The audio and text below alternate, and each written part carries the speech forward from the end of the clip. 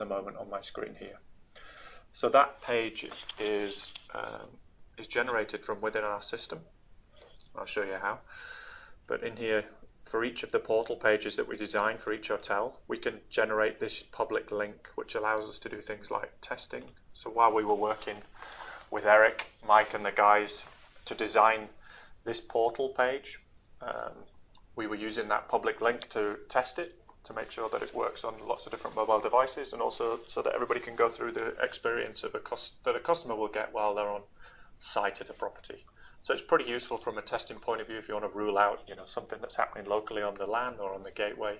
If you just want to test the portal, or show it to the guys on the front desk or the concierge team or IT locally, then this link, which will be available for each of the sites. In this example here, we're looking at the DERA test public link. You can just copy paste that into a window and it will take you through to the page here. So we have this as the master page that's been designed. So we have up front and up top, the guys have requested that we put in the Discovery login details. So you can sign up and you can log in using Discovery sign-in details, which is pretty cool. It does a real-time API lookup. So if we wanted to sign up, right, we get a different pop-up box that gives us these additional pieces of information that we've got to contribute. If I do type in my details here and then decide I want to sign up, it does carry across the email and the password across into these boxes to save some time. And when we do a sign up through this, it submits it to GHA, and each of the properties get their credits for generating sign-ups, right? I think there's a commercial incentive from GHA to drive sign-ups, which is obviously something we want to make sure is captured. So this is one login method. And then at the bottom here, we've got this virtual, this auto detect field. So it hides some of the complexity behind. But if we have a hotel that has a PMS login, we can type in room number, and it populates these, opens up these other fields. If it's an email address, then it opens up a different set of fields.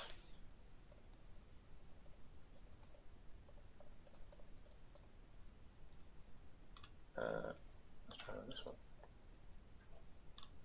Something's been disabled on there. And if we've got a voucher code, then it just opens up, it would populate just with the voucher code, which would be used for meetings. So those three options are available, and also we have social login.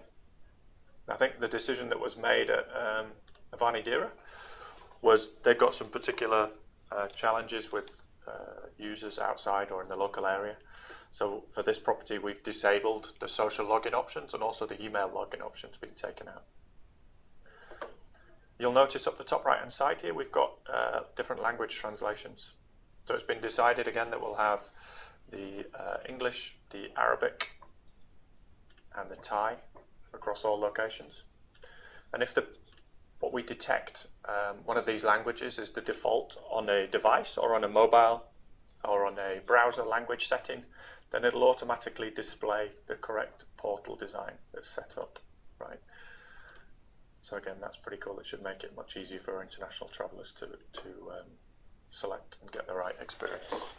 So that's the guest experience that they're going to receive when this is deployed in your location. So it's an improvement if you've seen the V3.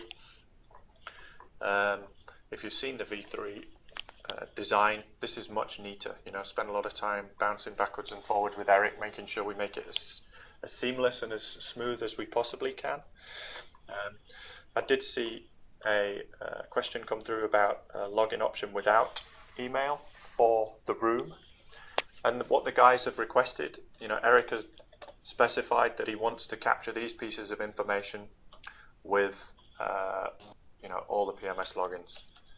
So at the moment it's fixed, but you can raise that up through the chain of command up to Eric and the guys. But I think based on the conversations we've had so far, they want it to be fixed. Okay, so ultimately that's where we're going to end up. There's different designs, right? The logo will be changed depending on the brand of the hotel, and also the background image will be changed depending on the brand of the hotel. All other elements of the portal design, the login journey are fixed. So let's head back to what the portal looks like. So I'm going to use some part of our test system, but I also use the Airangel site as a live login. And you'll notice this example here is Captivnet, but it's just a different brand that we have that we sell. It's the same platform, but this is demonstration data, sales system data, so it's not real customers. So I'll use this for some of the demonstrations, and where we need to see real data, I'll drop into Airangel that were live since yesterday, so there's not an awful lot of data in there. But I'll also use another live customer site, a group called Generator Hostels, where we'll show some data. So as your sites go live, Marlon will arrange for registration login details to be sent through, and you'll get access to this platform. It's accessed through a URL, and the URL for the minor hotel group will be this one here. So it'll be genesyswifi.com/mint, M-I-N-T. And what we'll have is access to your group of hotels if you're responsible for more than one property, and you'll have a view like this. Or if you're responsible just for a single property, then your credentials will grant you access to the single property. And all of these widgets that you see on this front page here, they will change depending on the access or the visibility that you have. So in this example here, I've got access to the full domain, all properties, and I can see here we've got maybe 10 or 12 property locations that are displayed on a map here, which is pretty cool. Each of these screens can be tailored individually. So if I don't want to see the map, right, I'm not interested in seeing the map, I can turn that off for this particular view of this particular group of users, and it'll disappear. And equally, if I want to move things around, I can enable the map again.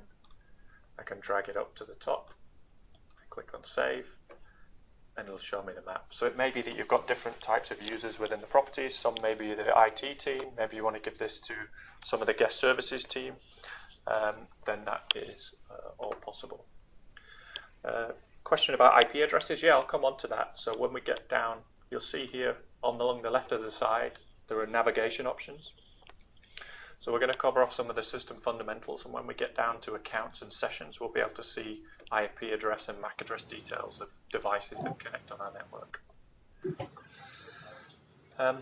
So just at a high level, I'll go through some of these widgets. You'll see we collect information. Some of it is technical, and some of it is non-technical information, right? And depending on how we have the system configured, the kind of information that we're collecting about the guest or the visitors on the network, we can present that on this dashboard. It's very flexible.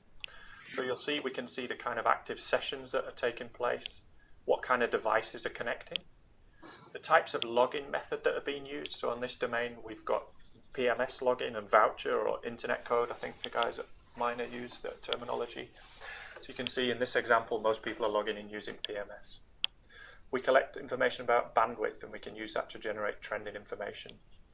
And depending on the info that we're collecting, this is a bespoke, unique dashboard widget. We're pulling information from the PMS. So this is rate code information that we're renaming. So we could see the types of guest.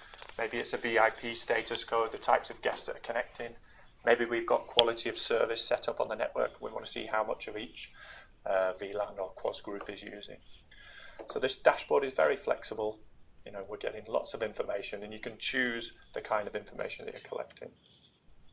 If you've got access to multiple properties, then you'll start to see them displayed, like this. We'll be able to see which properties are busy, which are the quieter properties, what's going on at each location at a particular time, whether it's throughput and bandwidth or sessions, or how many logins are taking place.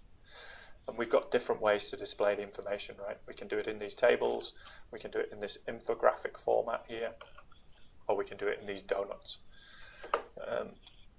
It's a pretty useful, interesting information. Gives you a snapshot of what's going on at the property. And again, I have access to more than one property. It'll aggregate, pull all the information together. But if I have only one property or want to filter, then I can just select the property here, and it'll redraw all of those graphs and details for me. So let me roll it back to be a full display. I won't spend too much time on this, but I'll give you a little bit of the background of the system, right? When you guys get it, it's going to be pretty much configured and ready to go for you. but let me just cover some of the fundamentals so you understand how it's put together. So it's designed to be really flexible, so it works in lots of different industries. We use something called tags to pull together different elements of the system. So today I'll give you a quick overview of something called the network, service tiers, which are the different types of user experience that we deliver, and portals, which we've seen the end result of the portal, but I'll show you how easy it is if we were making changes to edit those. So tags pull all of those elements together. So if something has a shared tag, so we need a shared tag between service tiers and portals, and we can use tags to make sure that portals, maybe of a different design, are delivered in different VLANs or in different areas of the hotel. So they're a really unique, useful and flexible way of setting up the system. We could, if we wanted to have a separate portal design on an access point, for example, and tag that access point. Access control is where we set up users. So if we've got different users within your teams and you want to grant access, then you'll be able to grant access and create accounts in here.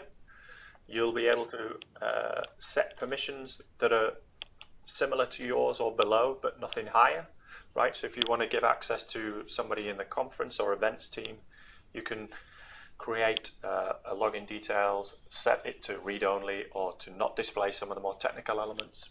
So it's very simple and straightforward to do that. Plugins are how we add things like PayPal, credit card payments, SMS authentication for some locations might be required. So these are plugins that we use. Languages, we've defined the languages that we're going to use across the group with Miner. In this example, we've got a heap more. Let's have a look at the Mint setup. So under languages, we have English, Arabic and Thai, which I showed you on the portal. And under each one, we get the option to translate all of these messages into the relevant language. So we'd welcome obviously any feedback. If you guys have been through and tested the portal and noticed that some of the translations are not quite correct or 100%, then we'd be able to change those through here. And this will work across all locations, right? So this is across the entire site. So very simple, straightforward to do the language management. Let me come back here.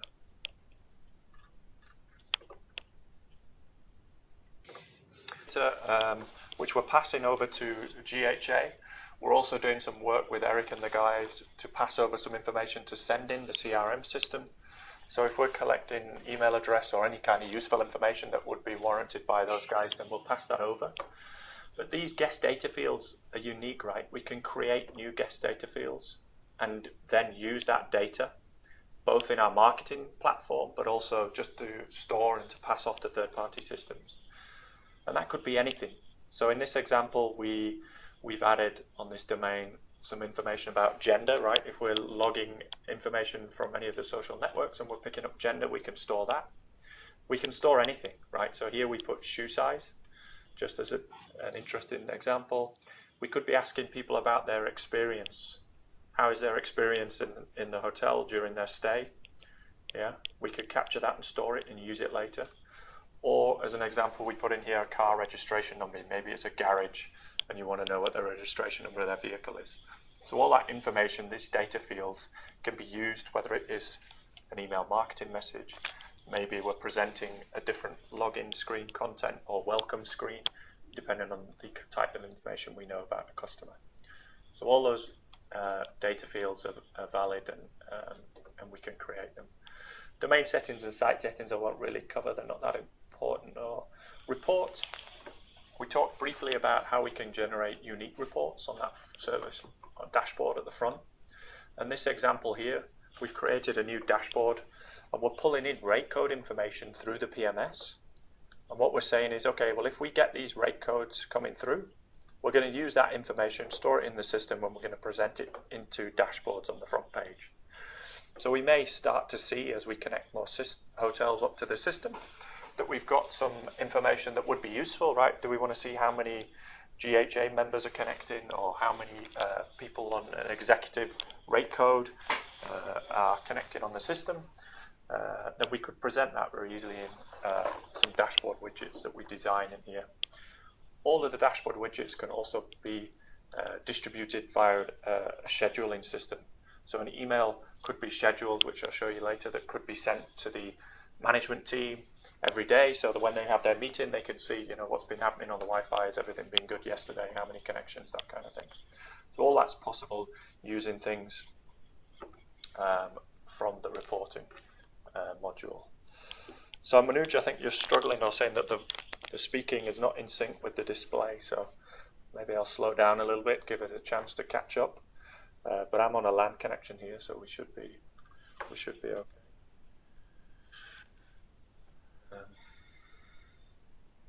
Let's have a look. So my connection's okay, so hopefully Skype will catch up as I go through. Notifications, we have something called webhooks that we can use. So maybe sometime in the future we may use this information, but we can choose to say, well, okay, well maybe when somebody's moving around the hotel or for every registration, we may use the webhook to update the send-in CRM system. So it might fire off every time somebody registers, or each time somebody moves from a bedroom zone into an event zone or a public space. So it's just an example of the flexibility that we have. We can use these webhooks to fire off information to different third-party systems.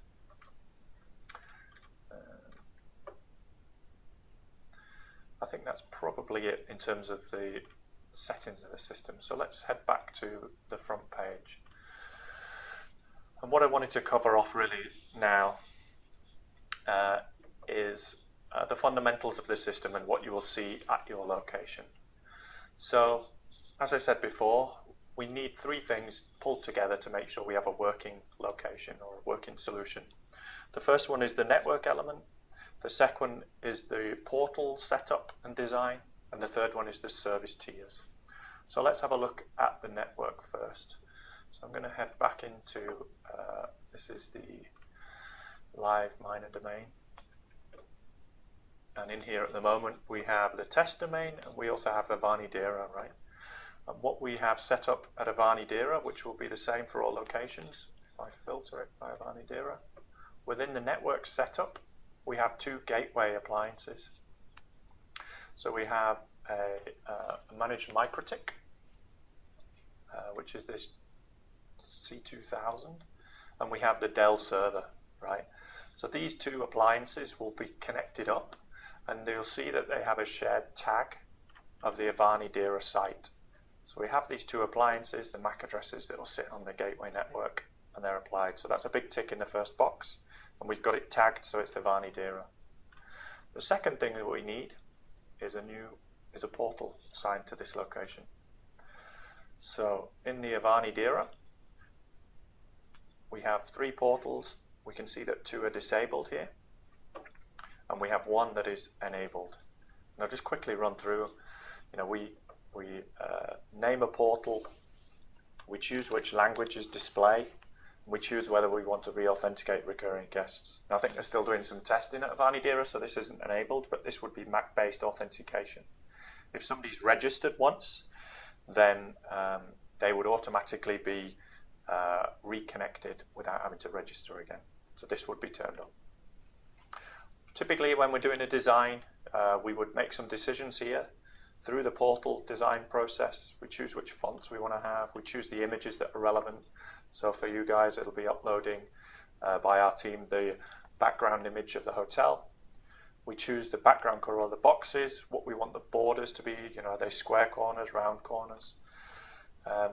And then we get to a point where we have a visual representation of what the portal design is going to look like. So this will be completed for your properties, and you'll be able to demonstrate this to the IT guys. You can come in and see if anything's changed, and you've got those examples set up.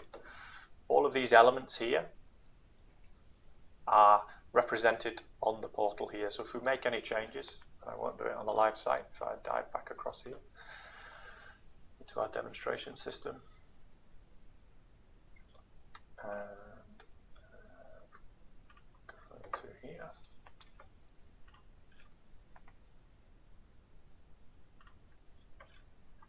So we've got an example portal here.